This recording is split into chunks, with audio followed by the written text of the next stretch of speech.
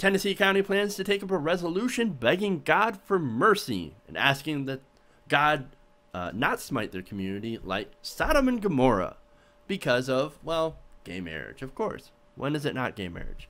Now, this resolution that condemns judicial tyranny and petitions God mercy was written by Blount County Commissioner Karen Miller and will soon come up for consideration. Yeah, they're actually bringing up this as for consideration. As if they don't have anything else they can do. As if their agenda is, you know, cleared of anything important to do.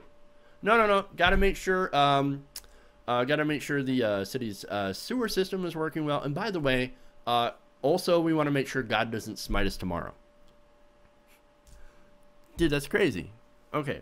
Miller's resolution claims the "so help me God" part of the oath taken by lawmakers means they are committed not only to upholding the Constitution, but also higher natural law. Okay. As such, the resolution calls on lawmakers throughout the state to protect natural marriage from lawless court opinions and the financial schemes of the enemies of righteousness, wherever the source, and defend the moral standards of Tennessee. Okay. Now, natural marriage. I love how they point. Natural marriage. It's got to be natural. It's got to be natural. Well, marriage is a man-made institution. There's nothing natural about it. It's a man-made institution, whether you're talking religious marriage or civil marriage. Now, I know there are people that are like, no, it's made by God. Well, even so, you're only talking about one version of marriage, which is completely separate from the civil part, the part that the government plays a role in. But of course, people do not make that distinction. Why? I have no idea. Now, this resolution continues. We adopt this resolution before God, that he passes by in his coming wrath and not destroy our county as he did Sodom and Gomorrah and the neighboring cities. We adopt this resolution begging his favor in light of the fact that we have been forced to comply and recognize the state of Tennessee, like so many other God-fearing states, may have fallen prey to a lawless judiciary in legalizing what God in the Bible expressly forbids. And that is why we should no longer support Red Lobster. Oh, wait, that's not in there. Now, some of the county's voters, they're not exactly happy about this. Now, you would think Tennessee, that's conservative, right? Well, some of these people are like, hey, wait a minute. That's kind of messed up. Jenny West Case, who is a retired Christian educator in the United Methodist Church, told the Daily Times, that is not a primary characteristic of the God I know and love. I'm tired of God being used as a battering ram. The Bible, over and over, tells us God is the God of love and grace and mercy. Now, this is a Christian. This is somebody who believes in the Bible and who's a full-on Christian. They're like, hey, I'm tired of the Bible being used as a battering ram. Oh, I love that. I love that. Jenny West Case, you're awesome. In case you're watching. Now, she added, I think the wrath of God is more inclined to fall on those people who are so condemning and judgmental. Who does not love this person? It's great. Now, she's right.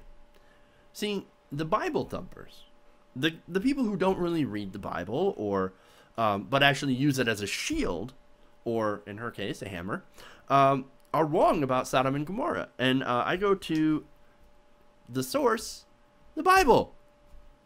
I know, right? I'm actually going to use their source because it's right. Ezekiel 16:49-50 says, now this was the sin of your sister Sodom. She and her daughters were arrogant, overfed, and unconcerned. They did not help the poor and needy. They were haughty and did detestable things before me. Therefore, I did away with them, as you have seen. So what does that mean? Well, basically it says being a bunch of rich, greedy assholes is kind of frowned upon. God apparently does not like that. Now, they were haughty and did detestable things before me. Well, what detestable things? I'm glad you asked. Now, it could be adultery. God's not exactly in favor of adultery or divorce. Or the idea of, well, the angry mob that was trying to rape the angels in the story of Lot, who, by the way, these angels were outsiders from the city. They were visitors. Now, what does the Bible say about visitors? Leviticus says that when a stranger sojourns with you in your land, as these angels did, You shall not do him wrong.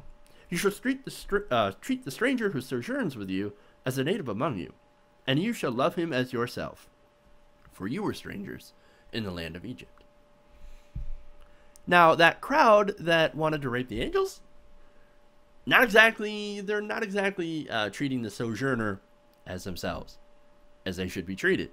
So that's kind of an affront to God too.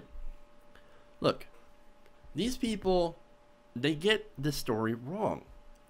Homosexuality was not the main cause. Now, it might have been a factor, maybe, but other factors, greed, decadence, ill treatment of the poor, lack of respect for the sojourner. In this case, the guests of Lot, who, by the way, Lot offered up his daughters to be raped by the crowd. Seriously, you're going to look to that as morality? Okay. Anyway, my point being that there was a lot of detestable things that happened in these towns, in these cities, according to this story. If homosexuality was among them, and maybe it was, it probably played a pretty small role compared to everything else who was also in the story. Now, what's my overall point here? Well, on the daughters of Lot thing, well, if you're looking to the Bible for morality, you might be looking in the wrong place. I'm just saying.